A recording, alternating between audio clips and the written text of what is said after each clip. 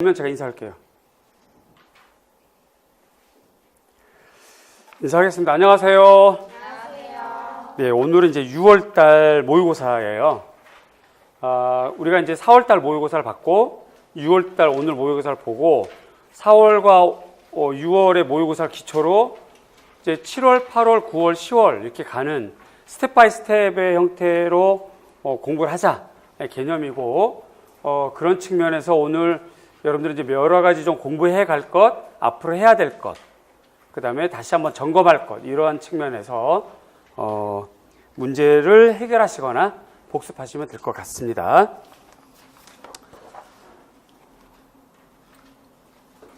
전반적으로 이제 A형 풀고 B형 풀고 이제 쉬는 시간에 여러분들에게 이제 의견을 좀 물어봤는데 그다지 막 어렵게 느껴지진 않았던 것 같아요.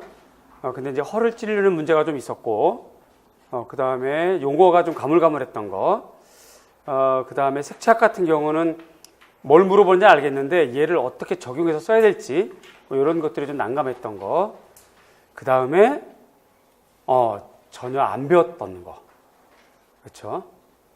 1월부터 6월까지 열심히 공부했는데 갑자기 뜬금없이 풍속화의 소재, 주제 뭐 이런 거를 그 초기, 중기, 후기 나눠서 물어보니까 다다다다 당황스러워졌죠. 뭐 이런 것들. 아마 이런 분위기가 실제 시험에서도 나올 거예요. 여러분들이 못 봤던 도판이 나오거나 준비가 안 된 문제가 나왔거나 그 다음에 준비했는데 공부했었는데 명확하게 하지 않아서 가물가물해서 이렇게 무엇부터 써야 될지 모르겠거나 이러한 문제들이 아마 실제 시험에서 나올 텐데 그런 거를 좀 미리 연습해 보고 이제 그러한 요소들 감점된 요소를 없애자가 이제 우리 취지니까 그런 측면에서 좀 복습하시면 어떨까 싶어요. 자, 1번부터 보겠습니다.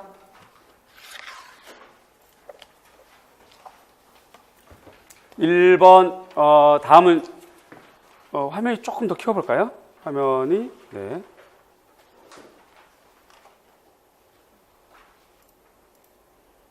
좀 더요. 더. 왔다 갔다 하더라도, 좀 더. 네.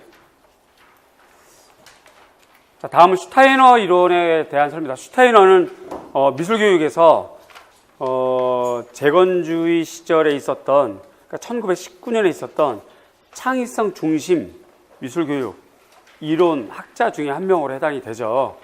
그와 관련된 이론에 관련된 겁니다. 슈타이너가 나오게 되면 반드시 발도르프 학교를 얘기할 거고 발도르프 학교 프로그램을 아마 기입형으로 물어보게 될 거예요. 그러면 여러분들은 오이리뜸이 포르멘, 그 다음에 에포크라고 하는 주기 집중 교육과정 뭐 이런 것들을 좀 외워두시고 아울러서 좀 더 심화 있게 하려면 이제 슈타이너의 그 미술 교육에 대한 관점, 그러니까 전인 교육이라든지 예술 교육이라고 하는 부분, 그 다음에 7년, 8년 담임제, 그 다음에 무시험 제도, 교사와 학부모와 학생이 만들어가는 학교 교육과정, 뭐 그러한 형태의 특징들을 좀 정리하면 슈타인에 대해서는 아주 심도 있게 공부가 되는 셈일 거예요. 제가 오늘 이렇게 6월달 여러분들이 모의고사를 보러 왔으니까 특히 이 문제는 제가 팁 개념처럼 좀 몇 가지 좀 설명을 좀 드려볼게요. 우선 이제 위에 이렇게 제가 기차를 타보겠습니다. 이렇게. 그래서 이제 이쪽에 표현 기능을 중심으로 가르치는 미술교육 이렇게 되겠죠.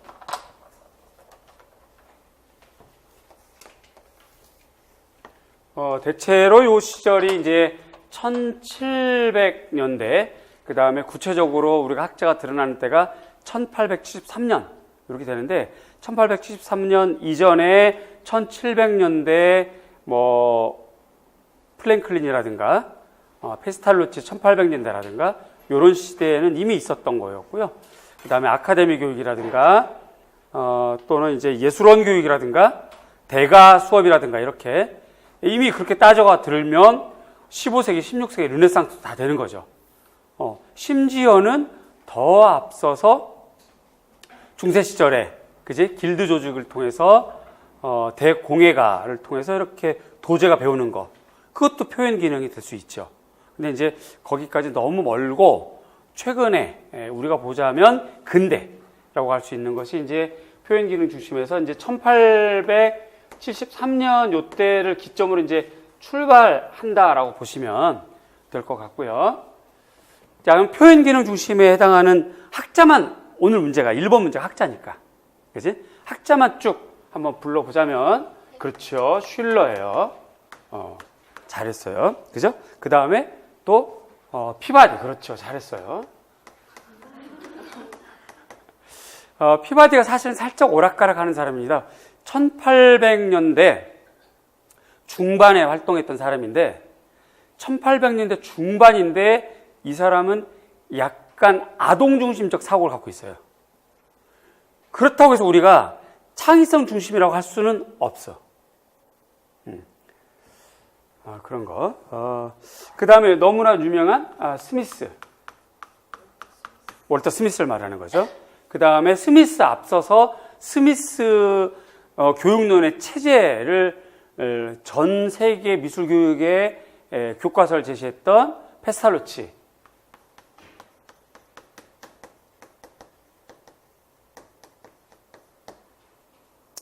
그 다음에 헨리 콜이 있죠. 콜과 대비되는 러스킨.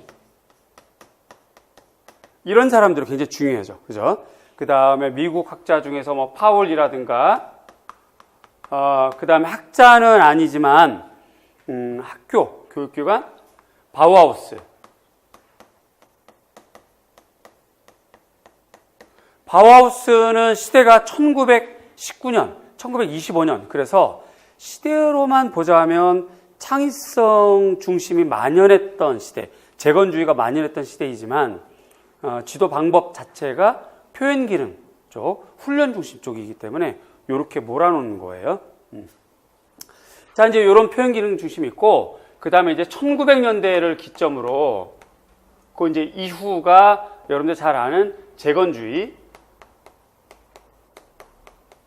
정확하게 재건주의는 이제 1920년대, 30년대, 40년대. 그리고 재건주의가 사실 진보주의 교육 철학에 영향을 받았기 때문에 같이 묶여서 창의성 중심이라고 하죠, 보통.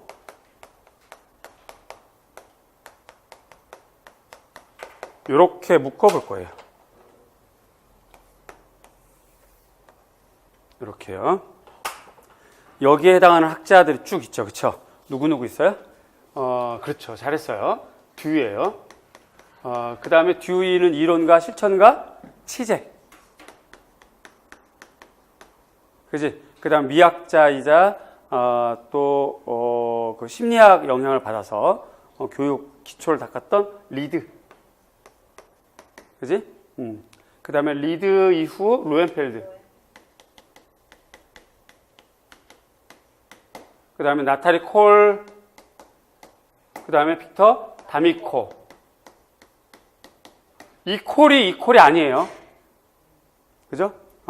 이름이 같다고 해서 이 콜이 저 콜이 이 콜이 아니에요. 그 다음에 그 슈타이너가 바로 여기에 해당하는 거죠. 그 다음에 역시 학교 오하토나.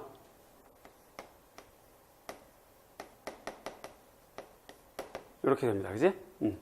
그 다음에 이 창의성 중심이 보통 40년대, 1940년대, 50년대 굉장히 왕성하게 활동을 했고, 그 다음에 그 시절에 이제 인지 중심, 인지혁명이 일어나면서 미술 교육도 수학과 과학처럼 가르치자라고 하는 측면에서 이제 63년부터 여러 학자들이 모여서 세미나를 하죠. 한 3년 가까이. 그렇게 하면서 그것이 토대가 돼서 20년 후에 이제 이해 중심 미술 교육이라고 하는 DBA 교육과정 형성이 돼요. 걔네들 다 묶어서 우리가 이해 중심이라고 할 수 있어요. 그래서 요거를 1963년인데 발의가 이렇게 되고 발표는 1984년이 되는 거죠. 그래서 이걸 이제 우리가 이해 중심 이렇게 얘기를 하고 형식주의니까 이렇게 우리가 파란색으로 이렇게 해 나가겠습니다. 이해중심의 제일 중요한 학자 아이스너, 그쵸? 그 다음에 자꾸 패면 안 되는 거 펠드먼. 학교 폭력 있으면 안 되죠? 그래요? 그래요. 뭐 요렇게 적을게요. 브라우드 앤 그리어, 그죠? 등등이 일단 제일 중요합니다. 그 다음에 요게 이제 일종의 DBA 교육과정인데 63년에 발의가 돼서 84년에 발표하는 과정에 이 당시에 미술에 다양한 변화가 생겨요. 이때 다양한 미술 변화가 생기면서 특히 이제 뭐 개념 미술, 대지 미술, 비디오 아트, 매체가 바뀌고 그러니까 이제 전통적인 형식주의 교육과정이라든가 사실주의 교육과정이라든가, 그치? 표현주의 교육과정만으로는 미술을 이해할 수 없는 상황이 돼버리는 거죠. 그래서 등장한 것이 이후 미술교육과정에 해당하는 뭐 네오 DBA라든가 다문화라든가 뭐 이렇게 되겠죠. 그래서 이제 시대는 포스트 모던,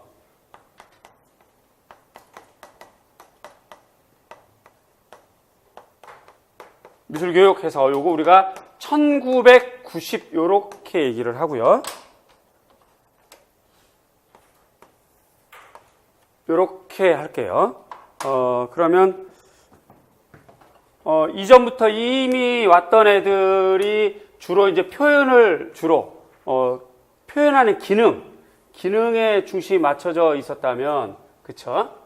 그러니까 조형유서 원리 가르치고, 드로잉, 선명, 이런 걸 가르치고, 그 다음에 창안, 비례, 구성, 뭐 이런 애들, 이런 거 가르쳤죠, 주로.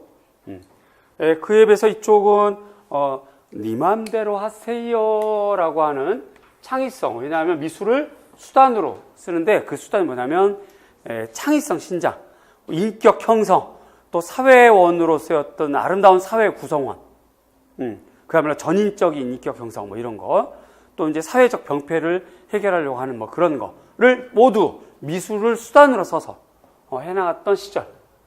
다시 또 이제 미술에, 그러니까 봐봐요, 잠깐만. 그럼에도 불구하고 얘네도 표현. 그지? 그럼에도 불구하고 얘네도 표현. 이해 가세요, 여기까지? 전부 다 표현이에요. 그러니까 미술이 어떠한 이름으로 변해왔더라도 그동안 주기장창 500년 가까이, 르네상스로부터 이때까지 500년 가까이 표현 위주의 교육이었다 이 말이지. 그랬더니 역시 이 기초 기본 교육이 안 돼 있다, 그지? 또 학교 교육에서 미술 교육의 정당화가 자꾸 쇠퇴해 간다. 미술 교육이 문 닫아야 될 것 같다. 담벼락 밖으로 쫓겨날 판국이다 지금.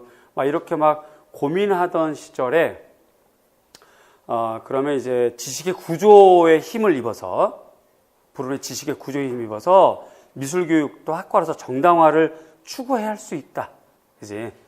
그렇게 하다 보니까 표현 위주의 수업에서 벗어나서 이제 뭐예요? 다시 또 이해하고 또 감상을 추구하는 거지.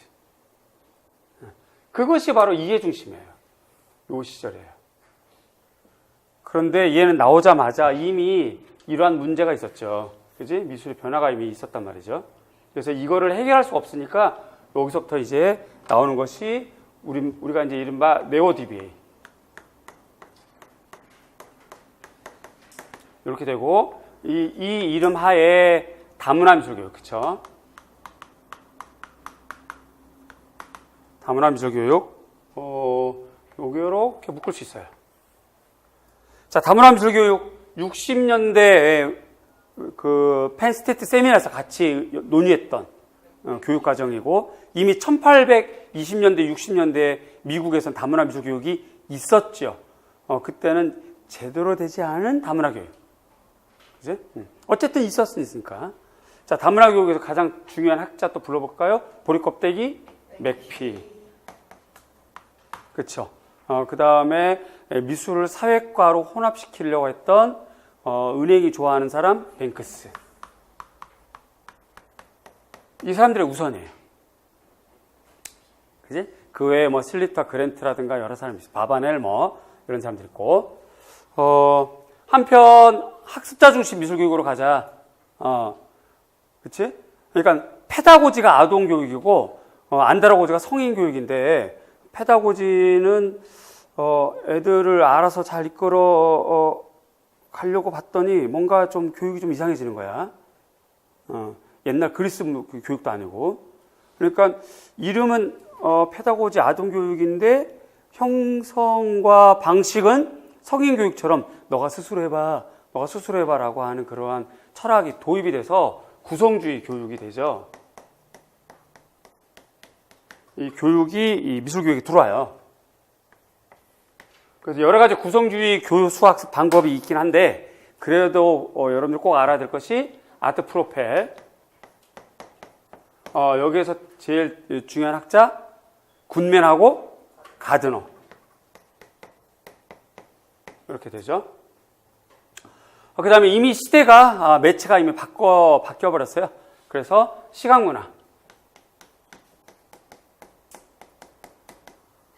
미술교육이라고 하는 이런 애가 이제 이미 이렇게 들어왔죠. 시각문화 미술교육에서 제일 중요한 학자 던킨 노로스 형, 던컴. 그렇죠? 너무 대중미술만 하면 순수미술이 아플 건데, 애플랜드. 그러니까 무슨 말이야? 애플랜드는 순수미술과 대중미술을 균등하게 교육하자. 한쪽만 하면 아플 건데. 그렇죠? 그 다음에 윌슨. 그 다음에 프리드먼. 등등으로 이어져 가고 있고요. 기타 또 여러 가지 있어요. 좌우를 위한 교육, 뭐 여가 선영을 위한 미술 교육, 감상 교육, 비평 교육, 박물관 교육, 뭐 등등등등등 이렇게 있어요. 근데 이제 이거를 우리가 지금 이론반이 아니기 때문에 문제 풀이고 모의고사니까 일단 오늘 와서 요것만 잡고 가자 이 개념으로 얘기하자면 간략하게 이렇게 해나갈 수 있어요. 자, 그렇다면 이제부터 팁, 여기서부터 이렇게 한번 해보겠습니다. 조금 더 이렇게 한번 그어 볼게요. 이렇게 그어서 몇 년도부터 할까? 올해 2020학년도니까 2015학년도부터 해보자. 2015 이렇게 할 거예요. 2015학년도, 2016학년도, 2017학년도 언제까지 얘기 안 할 건데 나 혼자 계속 짓거릴 거지. 2019학년도, 이제 여러분들 2020학년도 이렇게 되는 거예요. 그래서 요거 이제 4월 모의고사, 그 다음에 이제 6월 모의고사 이렇게 되겠죠. 그리고 이제 7, 8, 9, 10, 11, D-Day, 와우. 2015학년도에 뭐 나왔어요? 기억 안 나시죠? 아른거리는 거 혹시 모르세요? 아른하임 왔어요. 아른하임. 그리고 또 뭐 나왔어요? 너 눈 있니? 아이스너. 아이스너랑 누구랑 비교했어요? 치제. 그 다음에 비평교육에서 개 있잖아. 개이건. 일단 나열해보자고. 2016학년도에 뭐 나왔어요? 다 구렁이 담 넘어갔다 아주 스무스한 사람. 스미스하고 로엔펠트. 또 재건주의가 나왔어요. 재건주의. 사회 재건주의. 그 다음 요때 미술교육의 입장에서 맥락이 좋으니 아니면 본질이 좋으니 네 맘대로 골라봐. 그런데 고른 이유 좀 적어줘. 요거 논술문제 나왔었죠. 그쵸? 그 다음에 2017학년도 뭐 나왔어요? 보리껍데기. 이분한테 얘기하지 마세요. 제가 자꾸 보리껍데기라고 했다고? 혹시 연락처 갖고 있는 분 안 계세요? 그러시면 안 돼요. 의리 없어지는 거야. 그 다음 또 누구 나왔어요? 아이스너. 그지? 2018학년도 뭐 나왔어요? 도너스, 던컴. 또 아이스너 나왔었죠, 이때. 던컴, 윌슨, 리드.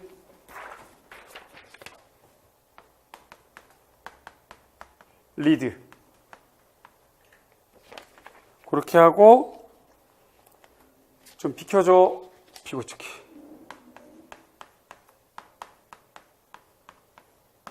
미술 감상 교육에 관련된 거. 비평 감상이라고 하는 측면에서 아이스너를 기초로 해서 얘네들을 이해할 수 있는지를 물어봤고, 그 다음에 비고치기 수용미학 물어보면서 이런 것들이. 여기다 수용미학으로 적을까? 싫어. 숫자만 적어야지.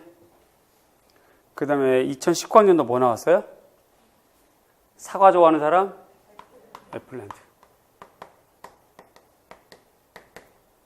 그 다음에 펄드만 나왔고 앤더슨 나왔어요.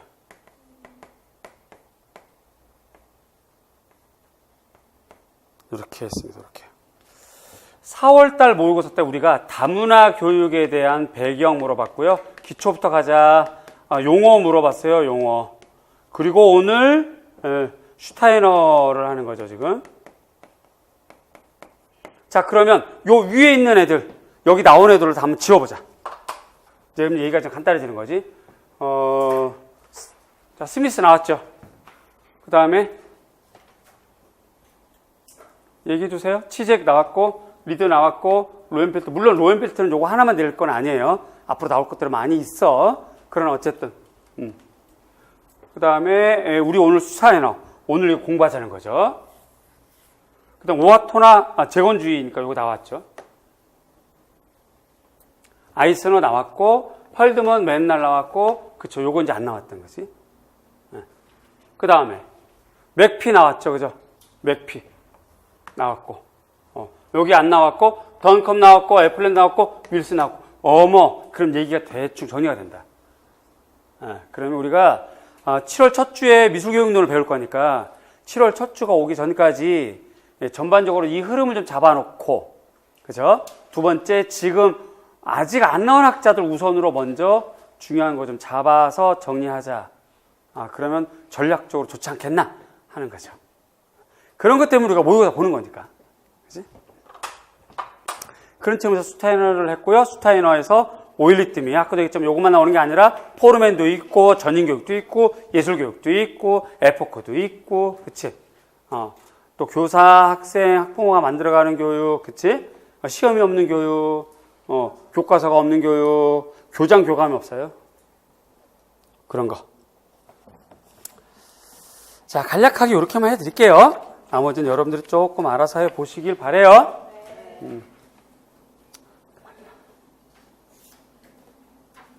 다음 문제 보겠습니다. 2번 문제예요. 이걸로 이렇게 싹 좀 지워보겠습니다.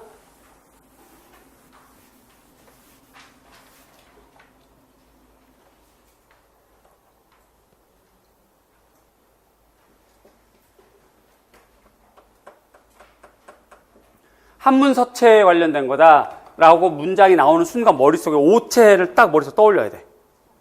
전서, 예서, 행서, 해서, 초서. 해볼까요? 다시 해보자. 전서, 그쵸? 그 다음에 예서,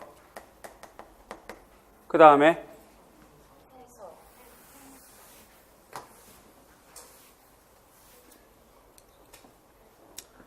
해서, 행서. 얘가 어떤 게 먼저일지 잘 모르죠? 그지?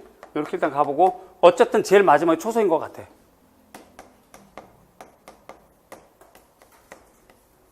전서에는 대전이 있고요. 대전, 부산 말고, 그 다음에 소전 이렇게 있어요. 대전 밑에는, 갑골문, 종정문, 금문, 석고문, 뭐 이런 애들. 쭉 이렇게. 이런 용어들이 나오면 해결할 수 있는지를 본인이 먼저 점검하셔야 되는 거고. 그래서 예서체는 두리뭉실, 그지? 원필로 쓴다. 좌우 대칭이다. 뭐 이런 것들은 너무 기본적인 거.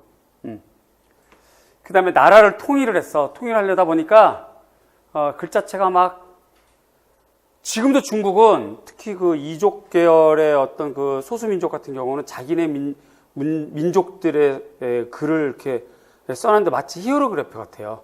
못 읽어. 자기네들만 통하고 말도 막 그렇고. 그리고 관광 코스에다가 자기네 마을 입구에다가 자기네 글자 히에로그래피 같이 이렇게 적고 한자의 뜻을 갖다 적어놓고 막 그걸로도 기념으로 이렇게 관광상품 하고 있는 걸 제가 봤거든요. 그렇게 좀 많아. 그러니까 복잡하지. 그러니까 통일된 국가에서는 이게 좀 문제가 있었던 거야. 그래서 이제 그 법가 출신의 총리 이사를 시켜서 서체를 정리하게 되죠. 그리고 이제 또 하나 학설이 그래서 병사 상대방 전리품과 같은 상대 병사들을 다 잡아서 다 죽일 수는 없고 감옥에 갖다 놓다 보니까 감옥이 넘쳐. 감옥에서 행정을 보는데 이게 너무 불편하니까 만들자라고 해서 만든 것이 예서. 얘는 두 가지. 옛날 거 고래 하는 거. 옛날 거. 파책 있는 거 8분. 근데 얘도 조금 어려운 글자거든요. 그래서 좀 실용적으로 빨리 가자라고 한 것이 초소의 이전 거, 초기에 쓴 거 장초예요. 장초. 우리가 쓰는 금초. 완전히 쓴 사람도 5분 지나면 뭔 글자인지 모르는 거. 미친 초, 광초. 자, 그래서 예서에서 장초로 갔는데 장초가 너무 어려워. 안 되겠다, 야. 다시 돌아가자라고 해서 돌아갔는데 가기 전에 만들어진 것이 행서예요. 행서. 따라서 행서는 예서의 칼 같은 맛도 있고 초서의 부드러운 맛도 있고 그 과정에서 필연적으로 생겼던 것이 해서예요.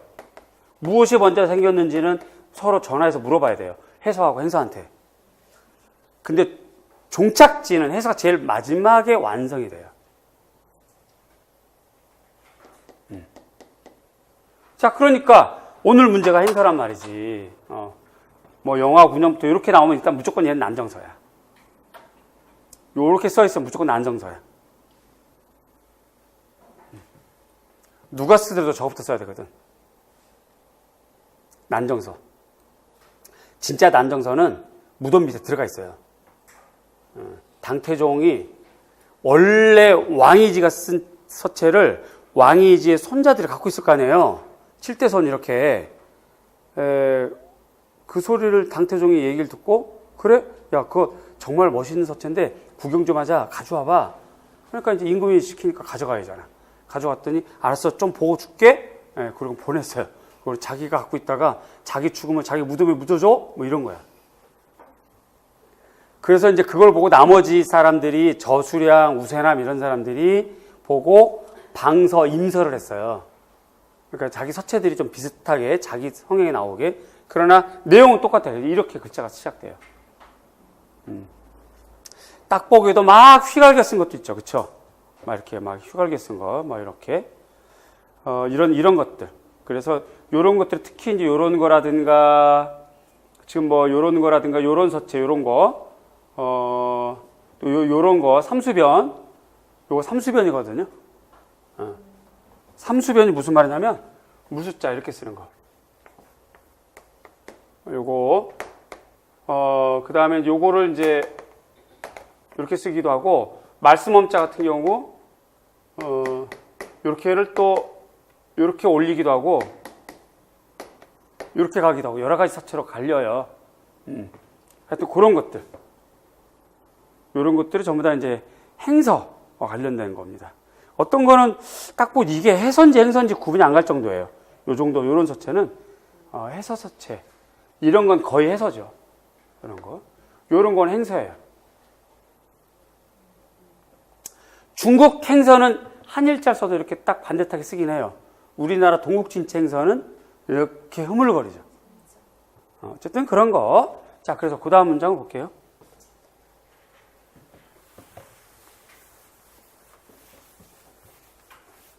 후한대 유격생 완성한 것이다. 위나라 초기 종료. 이런 거 외워두세요. 힌트가 되는 거니까. 힌트. 저걸 쓰라고 하는 문제는 안 나오는데 저런 게 힌트가 돼요. 서체 발달 과정을 보면 예서에서 초서가 생겼다. 요 초서가 생겼다는 말이 바로 장초를 말해요. 장초. 초서를 읽는 것이 너무 어려워서 다시 예서로 환원하려고 했다. 요 말이 바로 행서를 뜻하는 겁니다.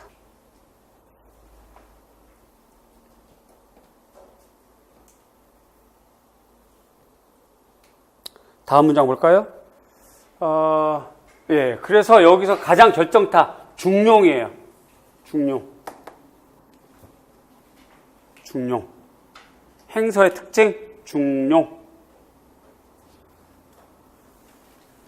왕이지 결정적이네요. 난정서 이렇게 외워주시면 행서는 끝. 좋습니다. 넘어가겠습니다.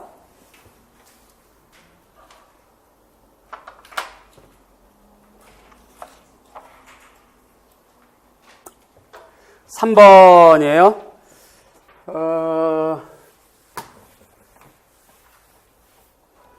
미술 임용고시 시험에서 평가원이 제시한 영역이 드로잉이 따로 있고 조형론이 따로 있어요. 요것도 한 문제씩 포함이 돼요. 나올 때가 있고 안 나올 때가 있고 과거 선택형 때는 다 포함됐었죠. 근데 문제의 수가 줄면서 어떤 애 나오고 어떤 애 안 나오고 이렇게 되죠. 드로잉 같은 경우는 그 2017 학년도가 있었는데 요때 뭐가 나왔냐면 A6번에 컨투어 드로잉이 나왔어요. 컨투어. 윤곽선 드로잉이라고 하는 거지. 2018년 쉬었다가 2019년 뭐 나왔어요? 제스처 드로잉 나왔죠. 그러면 크게 나와서 드로잉에서 큰 줄기는 2개 다 나왔단 말이죠. 그러면 이제 시험 문제가 좀 세밀해져야지. 그치? 그래서 컨투어에서 좀 아래로 내려가는 블라인드 컨투어. 블라인드 컨투어. 요게 우리가 4월달 모의고사 때 풀었던 거. 그치? 그리고 이제 이 유사급으로 여러분들이 공부해야 될 것들 많죠. 서스펜드 드로잉이라든가, 그지? 뭐 해칭이라든가 뭐 이런 것들은 많이 있고, 이거와 전혀 다르게 스케치라고 하는 애가 있어요. 스케치는 드로잉으로 포함돼서 시험 문제가 나오죠. 그치? 스케치는 순서대로 내려가야죠. 이렇게 에스키스, 에보시, 에뛰드, 그 다음에 인체 드로잉, 요게 바로 저 문제예요. 그럼 이제 자기가 공부 어떻게 하고 있는지 점검. 잘하고 있는겨? 잘하고 있겠지? 우리가 이제 모의고사를 오전 10시부터 봐서 지금 점심을 간단히 먹고, 하다 보니까 지금 오후 시간이란 말이에요. 그러니까 살짝, 위가 활동을 해야 되니까 온몸 피가 위로 몰리면서 머리가 여백 처리가 되잖아. 여백 처리가 되면 나오는 표정이 있어. 이렇게 선정인의 자세로 들어가는 거지. 눈은 점점 작아지면서 고개는 떨구게 되고요. 요걸 여러분들이 아주 교묘하게 모자를 써가지고 감추기도 하고 그래. 그러니까 모자 책을 좀 올리시고요. 대체로 이렇게 머리카락, 커튼, 요거 좀, 이렇게 좀, 이렇게 열고, 집중하셔야 돼. 그지? 아까운 시간 내서 오셨잖아요. 아까운 시간 내신 것, 여러분. 아까운 시간 내서 문제 맞는 사람, 우리 모두가 아까운 시간 내서 왔으니까, 최소한 1개, 2개 정도는 얻어가자는 거야. 그치? 여러분들은 그러면 이제 이런 것들을 얻어가면 될 것 같고, 저는 뭐를 얻을 수 있을까? 요렇게 물어보는 요런 정도 각도는 매우 어려워하는구나 정도. 여러분들의 공부 상태를 제가 감 잡는 거, 요런 거를 제가 얻을 수 있겠죠. 그럼 이제 요걸 기초로 7월 달에 조금 문제를 좀 쉽게 내거나 아니면 그냥 난이도는 지켜나가는데 설명을 더 많이 풀어내거나 이렇게 해야 여러분들의 공부 상태랑 저랑 이 차이, 갭을 줄일 거예요. 그러니까 지금 영상이 돌아가니까 개인적인 질문은 안 되는 거 아실 테고 대신에 표정 관리만 좀 솔직하게 해주시면 좋겠어요. 이해가 안 되는 거 그러면 막 인상 팍팍 쓴다든가 아니면 살짝 손을 이렇게 살짝 들어주면 한 명이 누군가가 이해가 안 됐구나 싶으면 제가 다시 설명할 거예요. 그렇게 하시면 좋겠습니다. 자, 4번 넘어갈게요. 4번 이런 애들은 뭐 그냥 외우는 거지 뭐. 그죠? 정답은 삼척양단.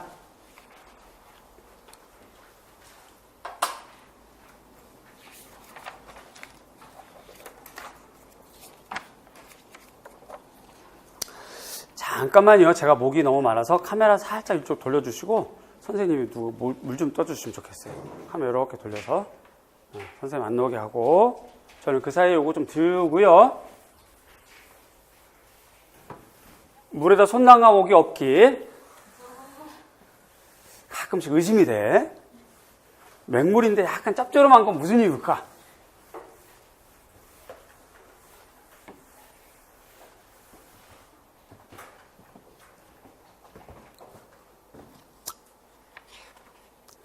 (5번부터가) 이제 서술형이니까, 그치? 이런 경우는, 우리가 카메라 돌기 전에, 여러분들 말했던 것처럼, 답안지가 키워드만 탁 되어 있어요. 키워드 표시가. 온 문장이 되어 있고, 답안지에서 키워드 표시가 딱 되어 있으니까, 스스로가 먼저 채점해보고, 정답지에 없는 문장인데, 자기는 이 문장도 맞겠다. 자기가 쓴 문장이 맞을 것 같다라고 하는 것은, 형광펜으로 뭐 다른 색깔, 파란색이나 녹색이나 칠해서 나중에 기회가 될 때 꼭 물어보고 넘어가셔야지만 여러분들이 유익한 시간이 됩니다. 그렇지 않으면 만약에 이 문제가 실제 시험에 나오면 어떻게 할 거야? 자기 습관대로 문제가 나오잖아요, 답이. 그러니까 그런 것들은 꼭 언제가 됐든 오늘 못 물어보면 다음 개강에서라도 아니면 뭐 꼭 개강이 아니면 뭐 카페 질문 쪽을 통해서도 꼭 물어보시는 게 좋을 것 같아요. 감사합니다. 자, 이제 카메라 이쪽으로 오시고, 네, 5번 보겠습니다. 가하고 나 작품과 설명을 참고해서 작성 방법에 따라 서술을 해라. 볼프 포스텔 그러면 두 가지 외우셔야 돼요. 하나는 플럭서스, 하나는 데콜라주예요. 감사합니다.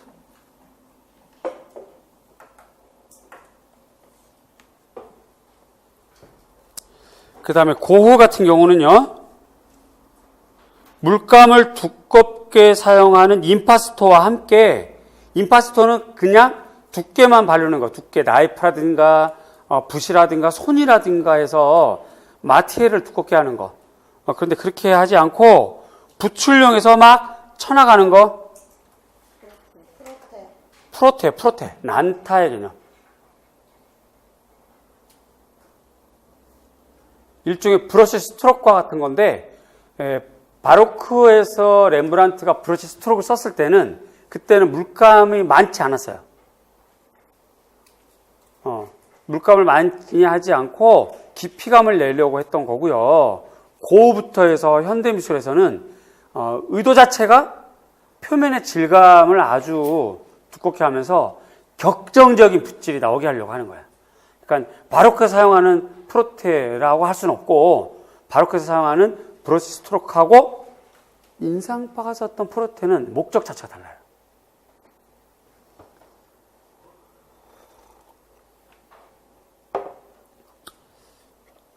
그래서 가작가가 대표적으로 사용하는 기법, 데콜라주, 개념, 의도 이렇게 외우셔야 되죠. 이런 거는. 그 다음에 나 작가의 용어, 방법 그겁니다. 거기 정답 나와 있는 대로요. 정답 보면 네, 이것도 화면 좀 키워주세요. 좀 더. 네. 그래서 데스크 꽉 차게만 하면 돼. 네. 그래서 데콜라주라고 하고 붙였다 뜯거나 찢는 거. 그러니까 뭔가 이렇게 다다적 성향으로 파괴하고 찢는 게 특성이에요. 그런 걸 좀 적어주셔야 되고. 그 다음에 이제 일상에서 발견되는 사물을 부정하는 일종의 행위. 물질 만능주의로 또 팽배한 현대사회에 대해서 비판하는 거. 혹은 또 기존관념을 부정하는 거. 새로운 미술의 가능성을 발견하는 거.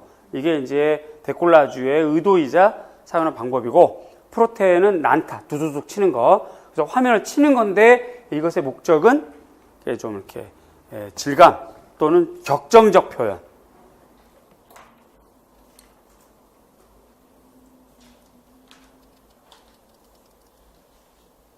그런 것들입니다. 블라멩크는 어느 유파예요? 야수파예요. 그러니까 이미 현대미술에서부터 사실주의 묘사가 아닌 것에서 썼던 것이 프로테예요. 사실주의 묘사가 아닌 것.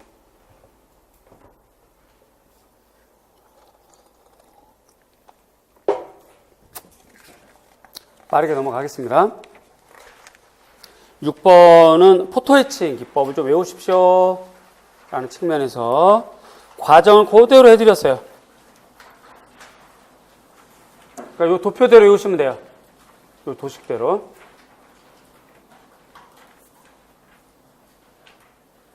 카메라 잘 보여요? 저 TV로 좀 더 키울까요? TV 밑에 있으신 분들 더 키워요? 더 키워세요. 아예 더 키워버려. 전기세 나오는 거 아니니까. 자, 그래서 이제 얘는 요거 많이 읽어 두시고, 포토에칭. 얘 제일 중요한, 이 문제에서 제일 중요한 건 여기 있는 순서. 첫 번째, 이미지 제작해. OHP 전사에, 동판을 준비해. 소등한 상태에서 동판에 감광액 발라야죠. 암실에서 한다는 거예요. 암실. 동판을 건조시켜요. 그 다음에 감광대 위에 필름을 놓고 동판을 올리고, 그 다음에 덮어야죠. 그쵸? 그래서 이제 노광시켰다는 말이에요. 그래서 현상, 가로 쳐놓고 좀 이해하시라고 제가 설명 더 집어넣었어요. 노광에 의해서 감광막의 유제막 속에 생긴 잠상, 이 상, OH 필름에 있었던 것이 이제 전이가 되는 거죠. 그래서 그거를 이제 상을 딱 고착시키는 거. 아직은 세척해내지 않았기 때문에 그냥 동판에 감광이 칠해져 있는 상태. 그리고 노광시킨 상태. 그렇지만 이미지는 뭔가 담겨져 있겠죠. 그래서 잠상이라는 말을 쓰는 거예요, 지금. 그래서 상으로 만드는 일이고, 현상시켜서, 그 다음에 핫플레트 위에서 판을 올려가지고 열 처리를 하면 그게 고착이 돼요. 그래서 이미지 고착하는 거. 물론 요 사이에 감광액을 씻어내면 이미지는 남고 나머지는 이렇게 씻겨 나가는 거죠. 그 다음에 이제 그라운드 작업과 부식. 그러니까 특정한 부분은 그라운드, 자기가 원하는 부분 좀 더 작업을 할 수 있고 좀 세밀하게 할 수도 있고, 제일 중요한 건 뭐야? 부식이 더 중요한 거예요, 여기서. 부식. 그래서 이미지를 교정하고 수정하기 때문에 그라운드를 쓰는 거지, 그라운드가 주 목적이 아니라는 거. 부식이 더 중요하다는 거.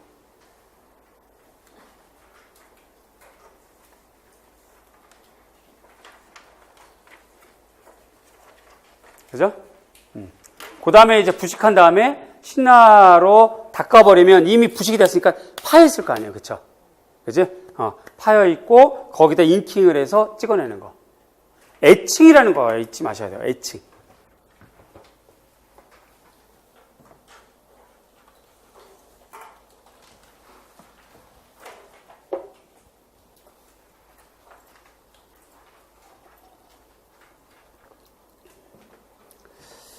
다음 7번 시지각 현상에 관련된 거 게스탈트이죠. 그래서 이런 애들이 나오면 적용되는 과정까지 다 적으셔야 돼요. 이름만 적으시면 곤란하고.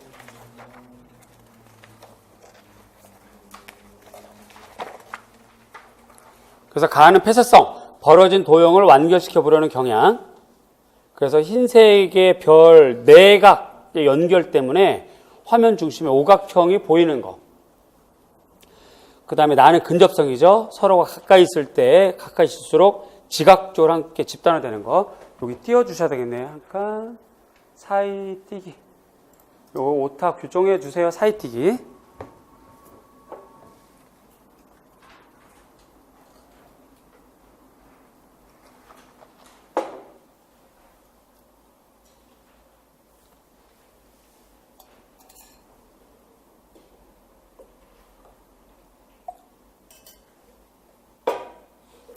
다음 문제 보겠습니다. 8번. 얘는 뭐 교육과정이니까 뭐 어떻게 할 수가 없네.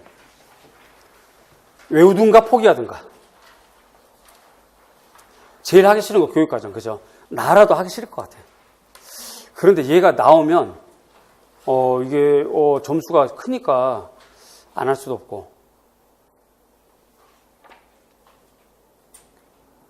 여러분들한테 인기를 얻으려면 어려운 거 하지 마세요. 라고 해야 되는데, 솔직하게 그랬다가 만약에 교육과정 나오면 누가 책임질 건데.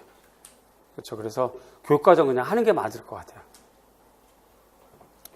대신에 그러면 이제 저랑 여러분이 함께 협업을 해야 되겠죠. 시험에 나올 만한 것만 이제 교육과정을 이렇게 문제로 만들어 드리고 제가 만들어 드리는 문제로 여러분들이 그걸 중심으로 공부해 나가는 거. 만약에 이것이 좀 불안하다면 7월부터 이제 새로 개강할 때 스터디를 다시 구성을 할 건데 그때 스터디 안에서 이제 백지 쓰기로 암기하거나 이런 형태의 여러 가지 장치를 좀 취하면 어려운 교육과정도 해결할 수 있을 것 같아요. 정답은 막 저거죠. 발상, 표현 주제, 정보 수집. 그리고 이제 시험 문제 잠깐만 문제. 문제가 이제 이렇게 성취 기준을 제시했잖아요. 실제 시험은 요걸 쓰라고도 나와요.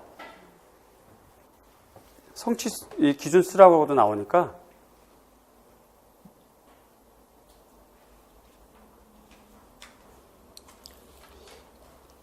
그거 잘 공부하시고요. 그 다음에 9번 미술교육론입니다.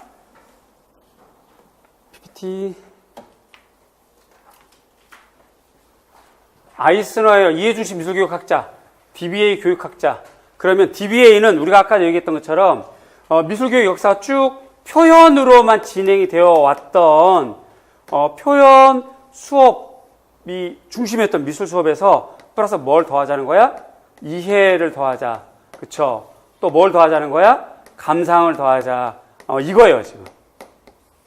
요게 DBA입니다, 요게. 이렇게 되는 거예요.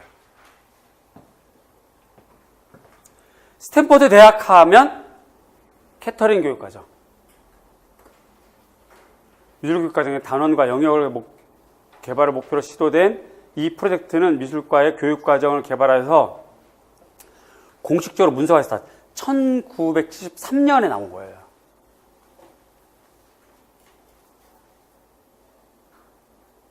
명칭은 캐터링 교육과정. 그 다음 문장. 이 프로젝트의 기본 전제가 바로 요거죠. 표현만 해왔던 미술교육 안 돼. 이해랑 감상을 더하자. 이런 얘기거든.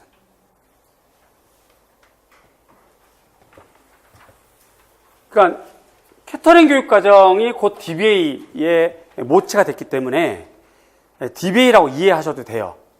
그러니까 이런 문제가 이렇게 말이 돌려서 나오면 당황하지 말고 아이스너, 그러면 DBA. 그럼 이제 이런 구조를 머릿속에 넣으셔야지.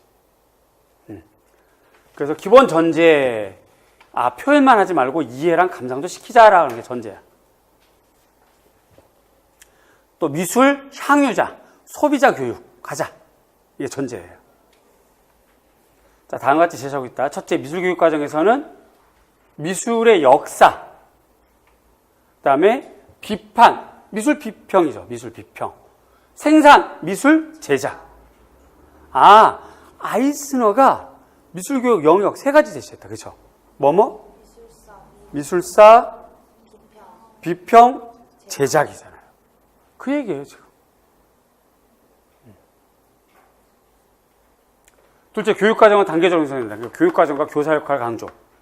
셋째, 시각적 미술학습 자료, 요것도 강조했다는 거. 시각적인 학습 자료 필요하다.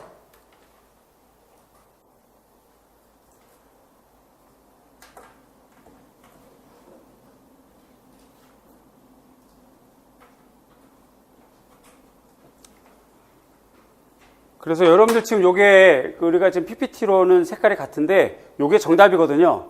요게 이제 빨간색으로 나와 있어야 정상이에요. 여러분들 요걸 형광펜을 칠해서 이렇게 아니면 빨간색으로 좀 기입을 해서 요거 이렇게 단원마다 장마다 평가하자 이거야. 평가를 하고 평가 절차라든가 방법을 개발하는데 역점 준다. 이게 바로 캐터링 교육 과정입니다. 결국 지금 이 문장을 보니까 DBA네요. 그러니까 이렇게 나온다고 말이 돌려서 나온다고 떨지 말고 침착하게 이렇게 이해를 하시면 충분히 해결할 수 있어요. 좋아요. 다음 문제 가겠습니다.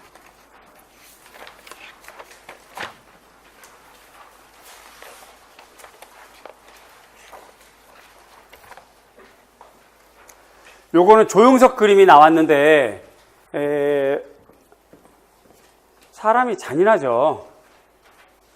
소 젖을 짜려고 송아지를 앞에다 놓으면 소가 젖이 나오니까 송아지 갖다 놓은 거예요. 우리나라도 우유가 뭔지 알고 있는 거야.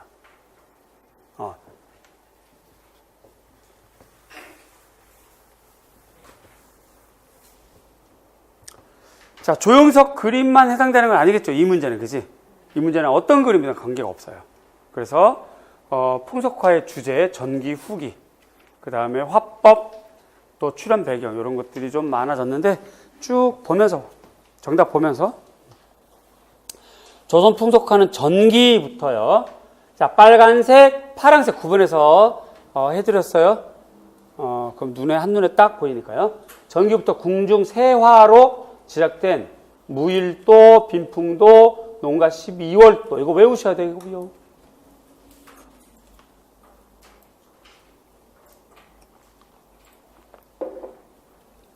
농가 12월도 같은 경직 풍속도 계열의 감계적이 뭐예요?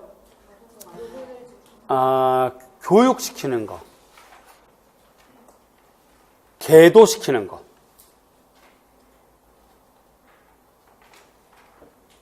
그래서 감계적 효용물, 교육용이란 뜻이에요. 쉽게 말하면 한양의 모습, 왕실의 각종 행사 장면을 담은 관화 풍속도, 세시 풍속도 계열로 전개됐고요. 후기에는 남종화법 중심으로 서민의 생활 모습, 그래서 직물 사진적인 태도, 똑같이 그렸다는 말이야. 특히 조선 후기 풍속화, 서민문화의 출현 배경은 농업, 상업의 발달, 경제적 여유, 그래서 화폐 경제가 왕성해져요. 풍속화 주제는요, 조선 전기의 선비들의 사상, 자연 풍경, 관화 풍속, 세시 풍속이 주로 그림 소재였다면 후기에는 일상적인 생활 모습, 서민들의 생활 모습 이런 게 유행했고요. 그 다음에 소경인물화가 뭐예요? 인물 중심의 풍경을 이렇게 딱 집중해서 보는 거. 대관산수가 아니라 소경산수. 함께 사람들의 생활 모습을 재밌고 현실감있게 표현했다는 거죠. 특히 조선 후기 풍속화 제작 과정은 유탄, 갈탄 비슷한 거, 목탄 비슷한 거, 밑그림용, 밑그림 그리고 목선을 완성하는 거. 일종의 백묘풍의 밑그림을 그리는 거예요. 좋아요. 그 다음 넘어갑니다.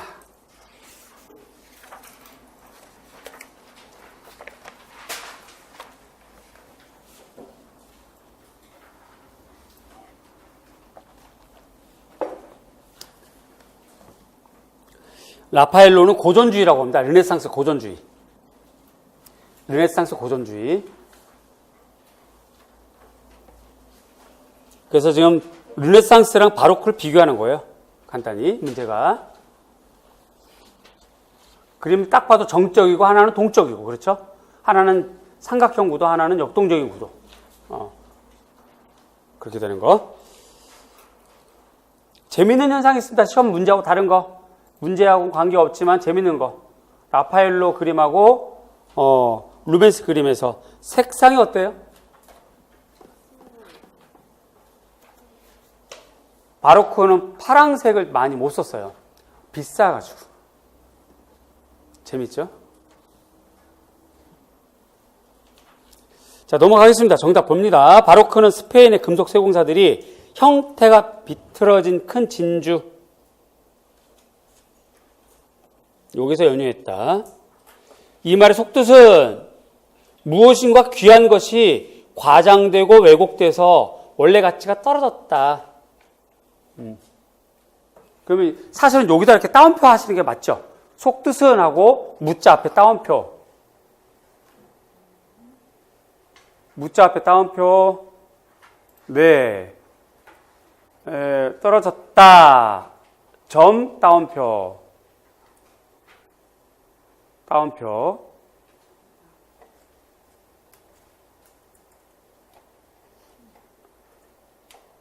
아니요. 이 따옴표가 아니고요. 요렇게. 이거 말고요. 네. 다자 끝에도 네. 하고 그 다음에 라는 떨어졌다라는 의미다. 이렇게 하는 것이 국어적으로는 맞아요. 근데 미술가는 굳이 이렇게까지 안 해도 돼. 국어적으로는 맞아요. 자, 베플리는 고전 미술을 명료하고 고요하고 이상적이고 균형을 중시하는 미술인데 반해서 바로크적인 것은 빛, 어둠을 강조하고 극적이고 움직임이 있고 색채감을 중시한다. 특히 가는 고전주의 미술로서 완벽한 균형 및 조화롭고 고요한 화면, 나는 말과 인물도 뒤섞인 동색, 색채 이런 거고요. 요 밑에 유사답안이 있어요. 그래서 고전주의는 선적, 평면적, 닫힌 형태, 다원성, 명료성 이렇게 써도 정답. 요 중에 2개 쓰는 거. 바로크는 회화적 깊이감, 열린 형태, 통일성, 불명성 이 중에 2개 쓰는 거.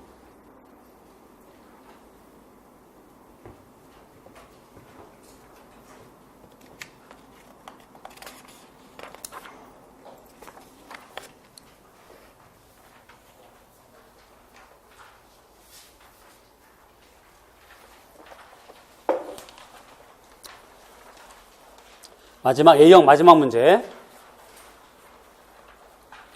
발터 베냐민은 논술 문제에 나왔었던 겁니다. 2010학년도 논술 문제 나왔었어요. 그만큼 중요한 겁니다. 사진과 관련된 거죠. 그래서 사진을 하실 때는 공부 우리가 어제 수업 시간에도 말씀을 드렸었는데 사진 공부는 요즘 사진이 계속 나오는 추세이니까 사진을 크게 미술사로 접근하셔서 그러니까 사진사가 되겠죠, 그죠?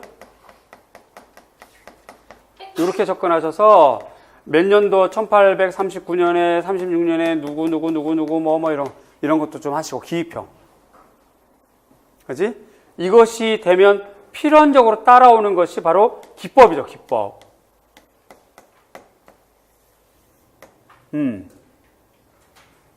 사진 기법.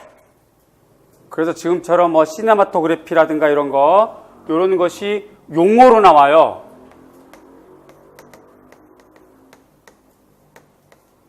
용어로. 이렇게 한번 나열해 보시고, 그 다음에 또 사진은 미학적 관점으로도 나오죠. 여기서 제일 중요한 사람이 바로 베냐민이에요. 베냐민. 그 다음에 현대 미학자는 크라우스, 로잘린 크라우스.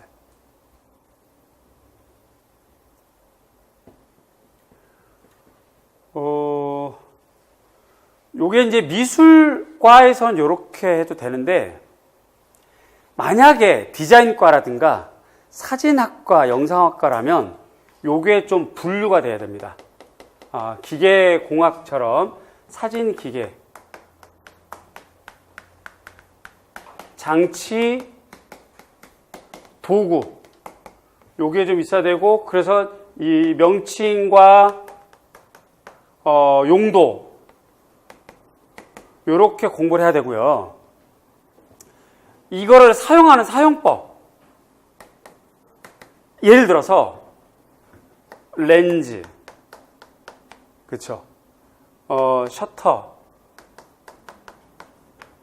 속도가 높게, 낮게, 그죠? 뭐 이런 거거든요. 뭐 필름 이런 건데, 렌즈를 어떤 걸로 쓸 거냐, 광각 렌즈로 쓸 거냐, 어안 렌즈로 쓸 거냐, 표준 렌즈로 쓸 거냐, 이런 거. 셔터 속도를 25분의 1초로 쓸 거냐, 500분의 1초로 쓸 거냐, 1000분의 1초로 쓸 거냐, 2000분의 1초로 쓸 거냐. 여기에 따라서, 이렇게 사용법에 따라서 결과가 전혀 달라요. 이걸 우리가 이른바 피사계 심도라고 하죠. 이 문제가 덜컥 나와버린 거예요. 천만다행으로 그냥 5글자 피사계 심도 이렇게만 물어봤잖아요. 그지? 그래서 다음번에 문제가 나오면 이제 이런 애들 나올 차례야 이제. 첫 번째 안 나오길 바라거나 두 번째는 아주 간단하고 쉽게 이해를 해서 해결하거나 해야 되는 건데 요행은 없고, 그쵸, 시험 임용고시인데 요행은 없고 3주나 4주차 디자인 쪽 해당하거나 서양회화 쪽 할 때 저 부분에 대해서는 제가 또 한번 정리를 해드릴게요. 아주 쉬워요. 또 이해하면 아주 간단해지고, 조리개를 어떻게 할 거냐, 렌즈는 뭘로 쓸 거냐, 뭐 이런 거, 샷터 속도를 어떻게 할 거냐, 이런 거에 따라서 피사계가 대상이 또렷하게 찍히느냐 흐리멍텅하게 찍히느냐 이런 거거든요. 그런 거는 쉬우니까 그렇게 일단 하시고, 이 문제 베냐민과 관련된 문제입니다. 자, 그래서 문제가 미술 유파 명칭 사진 작가 아우스 잔더 신직물주의예요.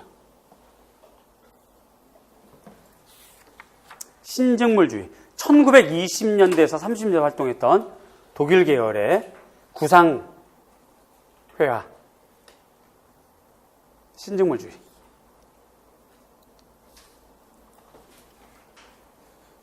그 다음에 기억은 시네마토그래피. 그 다음에 기술복제 시대의 가장 두드러진 특징은 사진기술이 발달했다는 거죠. 이 사진기술 때문에 회화가 더 이상 재현하는 걸 안 하게 되죠. 그러나 사진은 어떤 역할을 하게 되냐면 그 시대를 담아야 돼. 당시 시대상을 정확하게 드러낼 수 있어야 돼. 그래야 좋은 사진인 거지. 아우라가 깨지는 대신에 그 시대상을 드러내는 거. 철도 발달을 통한 영상기술, 역시 영상기술. 우리가 기차 타고 갈 때 창문을 통해서 풍경을 바라보면 자기는 가만히 있고 화면은 네모난데 영상기가 돌아가도 풍경은 샥샥샥 지나가잖아요. 움직이는 것처럼. 이것 때문에 이제 영상기가 발생됐고 하는 거니까 그런 측면을 알아두시고, 그래서 이제 예술은 본질적으로 변화했다. 어떻게? 유일한 것만, 오리지널리티만 중요했던 옛날 사고에서 이제 복제물도 가능하다. 이것도 예술품이다. 아우라가 옛날에는 있었다. 지금은 아우라가 없다. 그럼에도 불구하고 예술품이 될 수 있다. 이해가죠? 그런 내용들입니다. 여기까지 A형입니다. 잠깐만 쉬었다 할게요. 그리고 바로 이어서 짧게 끝날 거니까 빨리 화장실 갔다 오시고 잠깐 쉬었다 하겠습니다.